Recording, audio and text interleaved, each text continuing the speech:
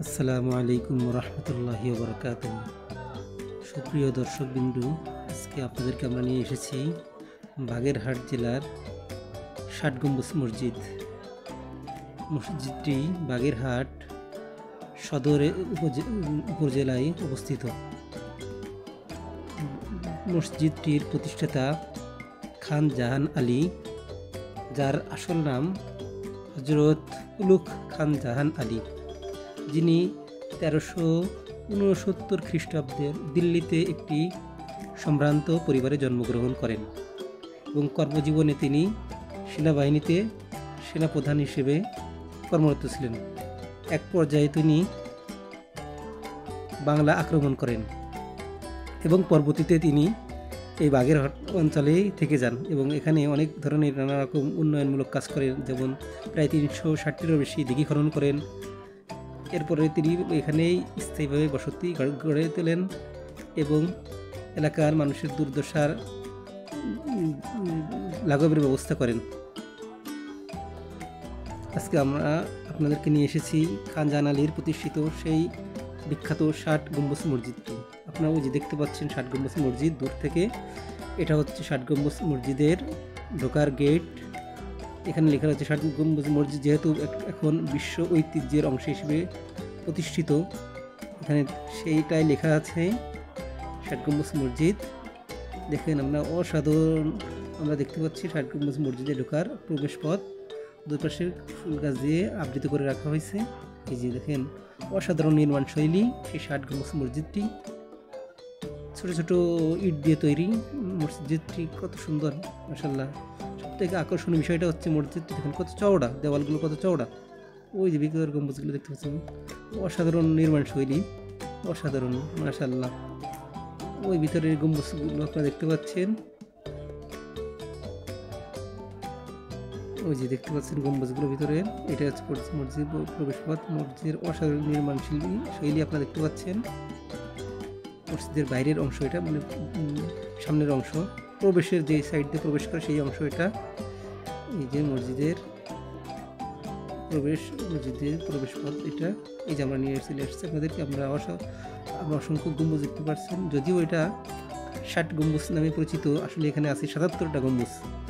মসজিদের ইমাম সাহেবের সাথে কথা বলে জানা যায় আসলে এটা ষাট গম্বুজ মসজিদ হলেও আসলে এর নাম হচ্ছে সাত গম্বুজ মসজিদ। এখানে ছাদ, আলাদা কোনো ছাদ নাই, গম্বুজগুলো দিয়েই ছাদ তৈরি করা মূলত, এই জন্য এটাকে সাত গম্বুজ নামে পরিচিত। অসাধারণ গম্বুজ, 77টা গম্বুজ আছে এখানে দেখছেন। প্রত্যেকটা গম্বুজের জন্য পিলার রয়েছে, এই যে পিলার প্রত্যেকটা মসজিদে। আমরা যখন গিয়েছিলাম তখন মসজিদের রমজান মাস, তো মসজিদের কাজ চলতেছে, উন্নয়নমূলক কাজ চলতেছে ভিতরে। এই যে ওই যে কাজ চলতেছে ভিতরে মসজিদের সামনে মেম্বার দেখতে পাচ্ছেন। মসজিদের ভিতরে গম্বুজগুলো অসাধারণ। ফ্লোরটা টাইলস লাগানো হয়নি, ইট অবস্থায় আছে। এইটা বাইরের পাশের অংশ, মসজিদের ডান পাশের অংশ। সামনে আছে একটা দিঘি, খান জাহান আলীর প্রতিষ্ঠিত দিঘি। প্রায় 360টি দিঘি খনন করেন এইসব এলাকায়, তার মধ্যে এটা একটা। ওই যে একটা যাওয়া আসার একটা গেট, এটা একটা গাছের গোড়ার পাকা করে রাখা হয়েছে মানুষের দর্শনার্থী বসার জন্য। মসজিদের অসাধারণ নির্মাণ শৈলী আপনাদের দেখাচ্ছি। দেখেন ছোট ছোট ইট দিয়ে মসজিদে কত সুন্দর একটা মিনার তৈরি করা হয়েছে। পাশে রয়েছে হচ্ছে খান জাহান আলী জাদুঘর, আপনাদেরকে নিয়ে যাচ্ছে। এই যে সেই কালা পাহাড়কে মরার পরে মমি করে রাখা হয়েছে পাশে জাদুঘরে। এরপরে আমরা চলে গেছি খান জাহান আলী মাজার শরীফে। এখান থেকে বাসে 10 টাকা ভাড়া। যেতে যেতে রাস্তার দুই পাশে এরকম অসংখ্য মালামাল সাজানো, দোকানের পয়সা সাজানো আছে। এই যে অনেক আপনাদের কাজ যাওয়ার সময় কাস্টমারদের ডাক দিবে, আসেন কী কী লাগবে দেখেন, অনেক তসবি, অনেক কিছু, অনেক জিনিসপত্র সাজানো আছে। এই যে দূর থেকে দেখা যাচ্ছে ওই যে পতাকা উঠতেছে, এটাই হচ্ছে খান জাহান আলীর কবরস্থান। এই যে গেট, এই যে গেট দিয়ে প্রবেশ করতে হবে। এই যে এখানে পরপর দুইটা গম্বুজ মতন দেখতে পাচ্ছেন, বাম পাশেরটা হচ্ছে ওনার মাজার আর ডান পাশেরটা হচ্ছে মসজিদ। আর মাজার কি সুন্দর অসাধারণ প্রাচীর দিয়ে ঘেরা আছে। এই যে আমরা প্রবেশ করলাম। বাম পাশেরটা উনি কোর্ট হিসেবে ব্যবহার করতেন, আপনি জানেন উনি এখানে কোর্ট হিসেবে ব্যবহার করতেন। এই যে এটা উনি কোর্ট হিসেবে ব্যবহার করতেন, এখানে বিচারালয় ছিল। এই যে ওনার মাজারের যে গেট, এই যে মাজারে প্রবেশের গেট, মাজারে প্রবেশের 2টা গেট আছে, তার ভিতরে একটা মাশাআল্লাহ অসাধারণ নির্মাণ শৈলী, এই আমলের নির্মাণ শৈলী দেখতে পাচ্ছেন।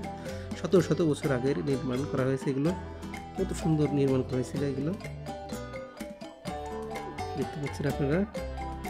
এই যে মাজারের সামনের অংশ, এটা হচ্ছে প্রাচীরের একটা ছোট ছোট মিনার বানানো রয়েছে। পাশে দেখতে পাচ্ছেন সেই দিঘি, সেই দিঘিটা, দিঘি প্রবেশের গেট, অসাধারণ নির্মাণ শৈলী আপনারা দেখতে পাচ্ছেন। এই যে ভক্ত অনুরাগীরা এখানে গোসল করে। এখানে সেই কালা পাহাড়, ধলা পাহাড় ছিল, কুমির 2টি মারা গেছে। আপনারা দেখাচ্ছেন জাদুঘরে যে কুমিরটা দেখতে পেয়েছেন আপনারা, সেটাই ছিল এখানে, পরবর্তীতে ওখানে মমি করে রাখা হয়েছে। এই যে পাশে রয়েছে একটি মসজিদ, এই যে দূর থেকে আপনারা দেখতে পাচ্ছেন। তার মাজার শরীফে দেখতে পাচ্ছেন দূর থেকে, এই যে মাজার থেকে বেরোনের পথ। এই যে দিঘিটা ভক্ত অনুরাগীরা গোসল করতেছে এখানে। এই যে অনেক বড় দিঘি। এরপরে আমরা এখানে মসজিদে প্রবেশ করলাম। মসজিদে প্রবেশ করি, এটা একটা মাজার, এখানে মাজারের ভিতরে ঢোকা নিষেধ, এই জন্য মাজারের ভিতরটা ভিডিও করতে পারলাম না। যে মাজারের অসাধারণ নির্মাণ শৈলী, আপনারা চাইলে এসে দেখে যেতে পারেন। এটা হচ্ছে মসজিদ। যেহেতু জোহরের আজানের সময় হয়ে গেছিল, আমরা নামাজ পড়তে এসেছিলাম এখানে। মসজিদটা ছোট মসজিদ থাকায় আবার সংস্কার করে বড় করা হয়েছে।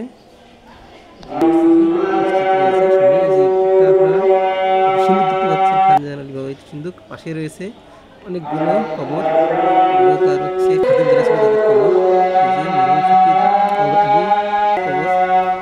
আমরা আস্তে আস্তে মসজিদে প্রবেশ করলাম। অসাধারণ গেছিলাম, তখন আজান চলতেছিল, রমজান মাস, আজান হচ্ছিল। এই যে মসজিদটা, মসজিদের দেওয়ালগুলো কত চওড়া চওড়া ছিল।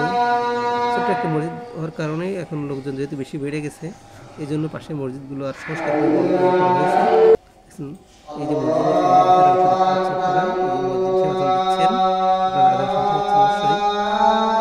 টাইলস লাগানো হয়েছে, আগে তো টাইলস ছিল না, টাইলস করা হয়েছে।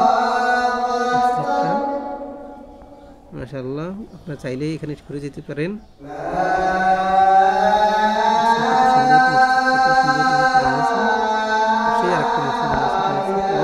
ভিডিওটা কেমন লেগেছে কমেন্টস করে অবশ্যই জানাবেন, আর ঘুরে যান খান জানাল।